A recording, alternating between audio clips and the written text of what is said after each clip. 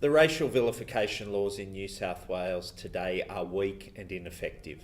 I've listened to the community concern about this. The Chinese community, the Greek community, the Indian community, the Jewish community and Muslim community are united on this. Indeed, 31 different communities have come together to campaign to overhaul the state's racial vilification laws. They're weak and ineffective today. A preacher, a maniacal character, can stand in the public arena and spew hatred and promote violence against an ethnic minority, and nothing happens to that lunatic today under the state's weak and ineffective laws. So a Labor government coming to office in 2019 will act within our first 100 days in government to strengthen the state's racial vilification laws, because I won't tolerate the spewing of poisonous hatred in the public arena in New South Wales against any ethnic group. Look, we just thought the government was being slow to deal with this. They've said for a few years now they will get around to doing this. I was shocked and appalled this week when the government consciously decided not to act, announced that they're not prepared to act. They are pandering to Pauline Hanson here.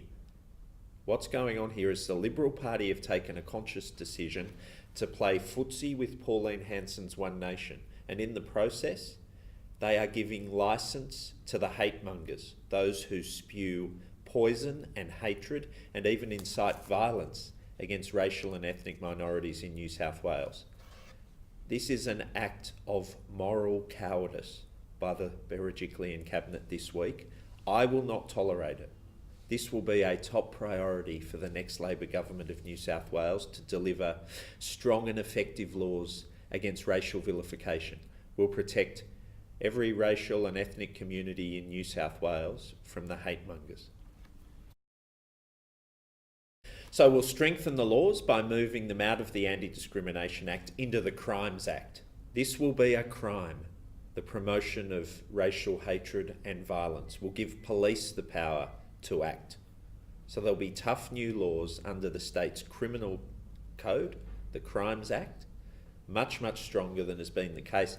There hasn't been one successful prosecution in 30 years under the state's Anti-Discrimination Act provisions. They're weak and ineffective. That's why we have to act. 31 different communities in New South Wales have been campaigning for this. A parliamentary inquiry, everyone on it unanimously said the laws need to be overhauled and strengthened. Sadly, the Berejiklian government this week has walked away from what was a bipartisan position to strengthen the laws.